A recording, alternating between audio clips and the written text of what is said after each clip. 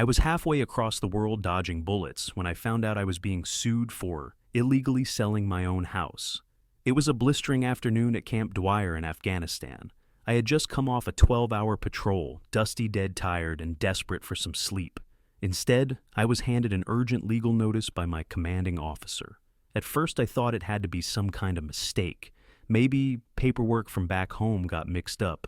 Maybe it was even a prank, but it wasn't. The letter said that I, Jake Henderson, had allegedly sold our home in Austin, Texas, without my wife's consent, without proper authorization, and without being physically present, which was wild, considering I hadn't been stateside in nearly 8 months. I stared at the words, my brain refusing to connect the dots, sold the house.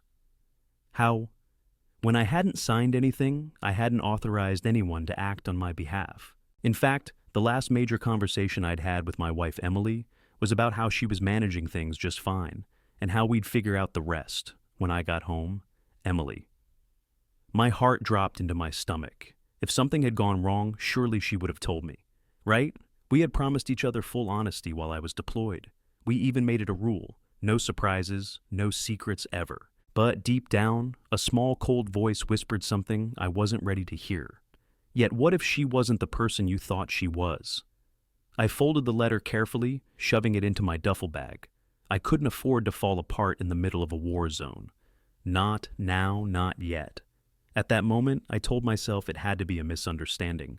I told myself everything would make sense. Once I talked to Emily, I was dead wrong.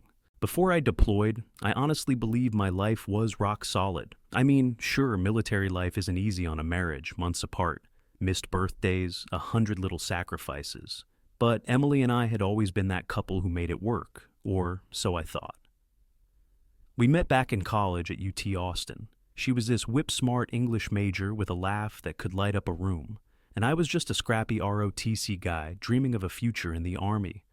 Everyone said we were perfect together. We got married, Young bought a cute little starter, home just outside the city, and started building what I thought was a life people envied. Before my deployment to Afghanistan, Emily was nothing but supportive, helping me pack, promising she'd keep everything running smoothly while I was gone. We sat at the kitchen table one night, drinking cheap wine, and she made me swear. We'd buy that cabin in Colorado. We always talked about once I got back, that was the plan. Our plan. I even set up automatic deposits to cover the mortgage. I gave her full access to our bank accounts. I trusted her completely. Every so often when I could get to a computer, I'd get these emails from her, pictures of our dog, updates about the garden, funny little things that made it feel like home wasn't so far away. She always sounded upbeat, normal. Looking back now, there were tiny cracks I ignored. A missed FaceTime call here, a rushed excuse there. A weird gut feeling I brushed off because I didn't want to seem paranoid. I told myself she was just busy. I told myself I was lucky. So many soldiers didn't even have someone waiting for them. In my head, Emily was still my girl, still the person who said, "Come home safe to me," with tears in her eyes. What I didn't realize, what I couldn't even begin to imagine, was that while I was dodging bombs and praying I'd make it back alive, Emily was making plans of her own. Plans that didn't include me. It happened on a Tuesday hot, miserable afternoon in Afghanistan. I had just gotten off a patrol and was checking my emails trying to feel halfway human again. When I saw it, a notice from a law firm back home. At first I thought it was some kind of scam. Notice of unauthorized sale, immediate action. Required. It didn't make sense. I wasn't selling my house. I wasn't even in the damn country. My stomach dropped. I found a corner of the base where the Wi-Fi actually worked and called the number listed. A tired-sounding receptionist transferred me to an attorney who didn't even bother with small talk. "Mr. Collins," she said, "your wife has initiated the sale of your property using a power of attorney signed on your behalf. There's just one problem. It looks fake." I sat there sweating dust still on my uniform, feeling like the world had tilted sideways. Fake? What the hell was she talking about? I told her there must be some mistake. Emily had power of attorney. I gave it to her before I left. I had signed it in front of witnesses, gotten it notarized. Everything was legal, silence on the other end. Then the lawyer said carefully, "The document on file is dated 2 months ago. 2 months ago. While I was overseas, there was no way I hadn't signed a damn thing in a year." My hands were shaking. I barely remember the rest of that call. Something about forged signatures, rushed paperwork, a shady real estate agent possibly in on it. It felt like I couldn't breathe, worse than any firefight I'd ever been in. Because at least out there, you know who the enemy is. I emailed Emily right away. No answer. I called her cell phone straight to voicemail. The pit in my stomach grew until it felt like it might swallow me whole. I wasn't just losing my house. I was losing my marriage, my future, everything I thought was safe and certain. And somewhere deep down, a voice I tried to silence kept whispering, "She's not who you think she is anymore." The next 48 hours were a blur of anger, confusion, and desperation. I barely slept. I pulled every string I could from halfway across the world, calling banks, realtors, even a private investigator. My buddy from the Marines knew back in Texas. What came back hit me harder than any bullet ever could. Emily hadn't just forged my signature to sell the house. She had already cleaned out our joint bank accounts. Every damn cent I had saved over the years, deployment bonuses, hazard pay. Even the small investments we had tucked away for a future we were supposed to build together, gone, wired to an account I didn't recognize. Gone, I felt sick, betrayed in a way that words can't really explain. It wasn't just the money, it was the trust, the life, the version of us that I thought was real. And then came the real kicker. The investigator sent me photos. At first, I couldn't even open the email. When I finally did, it felt like a knife twisting deeper. Emily wasn't alone. There was a guy, tall, smug-looking, practically living in my house, driving my truck, sleeping in my bed. It felt surreal. Like some grotesque joke, I sat there in a dusty corner of the base, staring at those pictures, feeling like my whole life was a lie. And in the background of one photo taped to the front window, like some sick badge of honor, was a bright red "for sale" sign. It wasn't just betrayal, it was humiliation. I wasn't there to fight for my marriage. I wasn't there to protect what was mine. I wasn't there for any of it because I was halfway across the damn world risking my life for a country while my own home front collapsed. It wasn't just Emily, it was everything. The system that made it easy. The so-called friends who knew and said nothing, the fake smiles and empty promises. I realized then I wasn't just fighting for my house anymore. I was fighting for my dignity, for the man I was before all this wreckage, and I wasn't about to go down without a fight. I didn't have the luxury of falling apart. In Afghanistan, letting your mind wander could get you or someone else killed. So I swallowed the rage, forced it down like a burning shot of whiskey, and got to work. I knew I couldn't confront Emily from over 7,000 miles away. I needed a plan, one that hit harder than anything she was ready for. First, I contacted a military legal officer on base. Turns out, Emily filing divorce papers behind my back wasn't just slimy. It could actually be illegal if she used false information about my deployment status. They called it the Service Members Civil Relief Act, a mouthful, but basically, it meant she couldn't legally move forward with certain civil actions like divorce or selling our property without giving me a real chance to respond. And guess what? Forging a power of attorney. That wasn't a slap on the wrist mistake. It was a felony. A plan started to form in my mind, cold, calculated, and ruthless. If Emily wanted to treat this like war fine, I'd fight smart. I'd hit back harder. I authorized the investigator to start pulling full records, bank transactions, real estate documents, everything tied to Emily's dirty moves. Meanwhile, I contacted a civilian lawyer, stateside, who specialized in military divorces.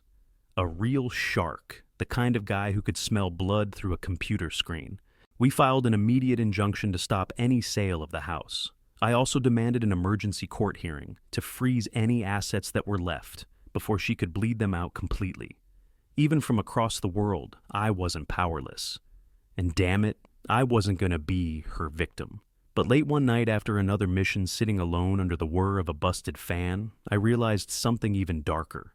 This wasn't just about fighting Emily. This was about fighting who I had become, a man so blinded by love and trust that he never saw the wrecking ball swinging toward him. I wasn't going home to a life, I was going home to a battlefield. And I had no idea if I'd have anything left standing once the dust cleared. The day I landed back in the States, I didn't feel like a hero. I didn't feel like a survivor either.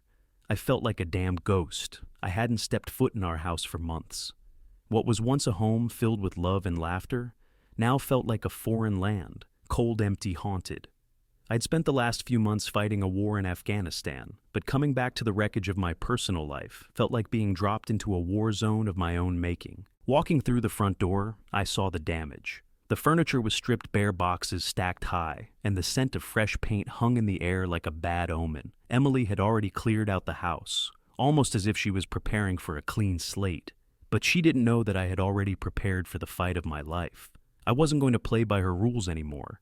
I'd spent the last few weeks gathering every shred of evidence, photos, emails, and financial statements. It was all there like a mirror showing the truth she tried so desperately to hide. The lies. The betrayal. In a twisted way, I felt a sick satisfaction knowing that the truth was waiting for me, and I was going to throw it back in her face. But then something darker crept up inside me. The ache, the hurt, the betrayal. It was all too real, and no amount of legal victory could erase the fact that the woman I thought I knew had stabbed me in the back. But I couldn't let that stop me. I'd spent years fighting for this country, for honor duty, and the protection of those I loved. Now it was time to fight for myself. I headed straight to the lawyer's office. The moment we laid the documents out in front of the judge, things started shifting. She couldn't hide behind a fake power of attorney anymore, and she couldn't claim. She didn't know I was still in the loop. This wasn't just a divorce anymore. It was a war for control of everything. We built our house, our future, and our memories. I wasn't going to let her take it all without a fight. And even though part of me wished I could have just walked away from it all, there was no turning back now. I was about to find out just how far she'd go to keep her lies intact. The courtroom was a battleground, but it didn't feel like a place for justice. It felt like war. I'd never expected to find myself here with Emily on the opposite side, standing as a stranger. But here we were. Her lawyer was all sharp suits and quick words, doing everything they could to twist the facts. But they couldn't twist what was in front of them. The evidence was solid. Emily couldn't deny it, even with her best lies.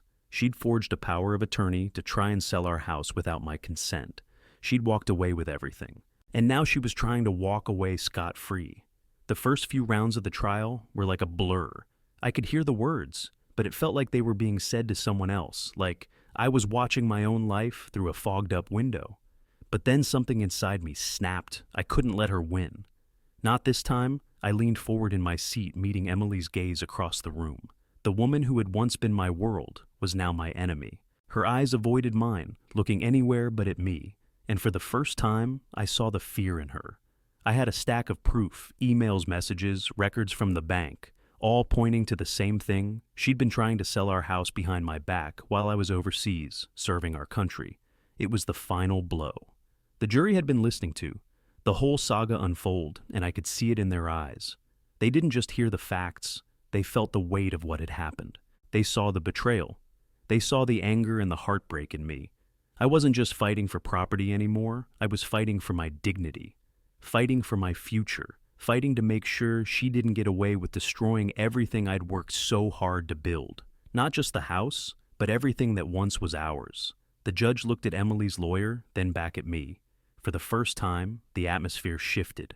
The battle wasn't over, but I had a feeling the tide was turning in my favor.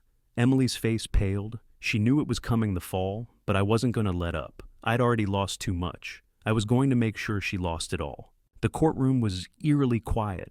Every second stretched like an eternity. I sat there, hands trembling, my eyes fixed on the judge as she sifted through the papers in front of her. This was it.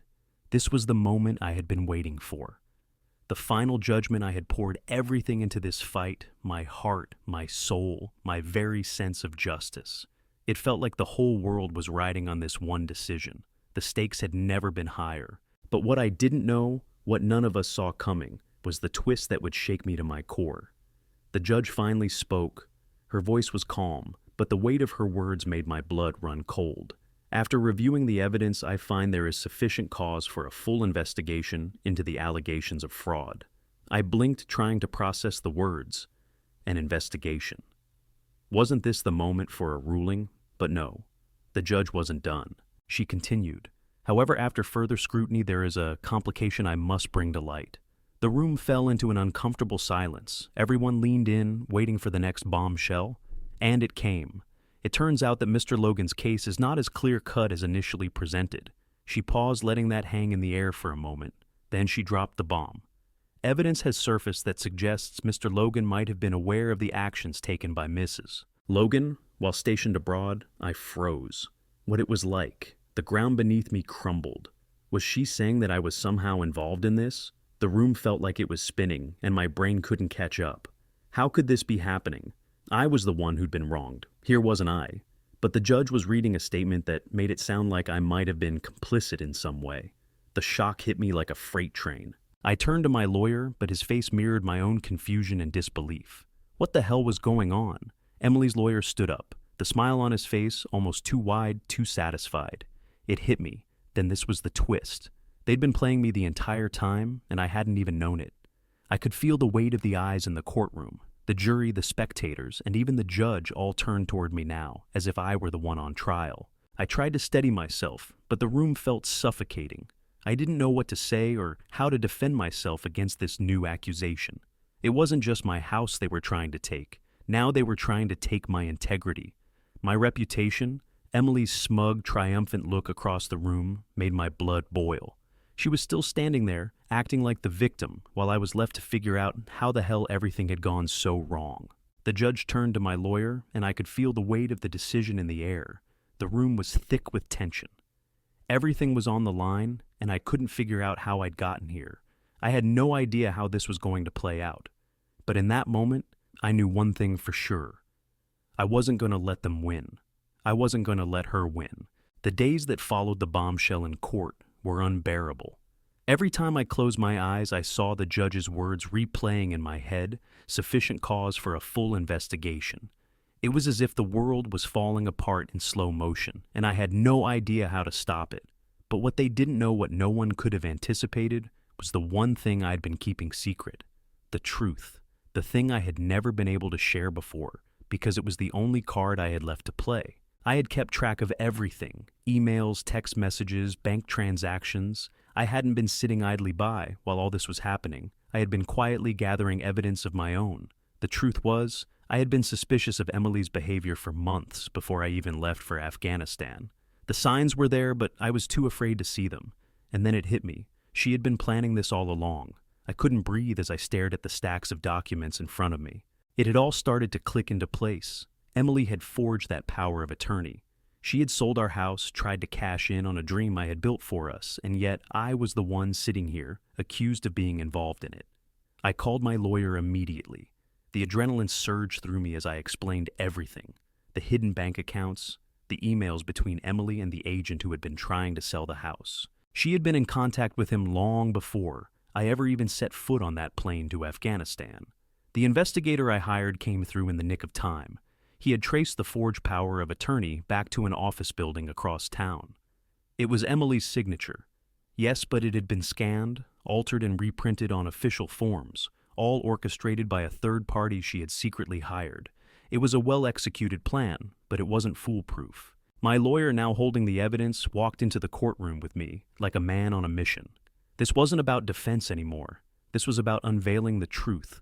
We stood before the judge again, and this time I was ready. The moment was mine. I handed over the evidence, text messages, forged documents, and the timeline of Emily's actions, and the courtroom fell into stunned silence. I watched as Emily's face drained of color, her confident facade shattering in front of everyone. She tried to speak, but no words came. The truth was there, undeniable. The judge examined the evidence, her brow furrowed as she took it all in. The weight of the moment was impossible to ignore. The entire courtroom was holding its breath. And then the judge spoke. I have seen enough. The decision was clear. Emily was guilty of fraud. The case would not end with me being the victim of her lies. For once the tables had turned. The verdict was read aloud, and a sense of justice flooded through me. It wasn't just about the house anymore. It was about the years I had spent in that marriage trusting someone who had betrayed me in the most unimaginable way. As the court session ended, I felt like a weight had been lifted off my shoulders. For the first time in what felt like forever, I could breathe. I had won.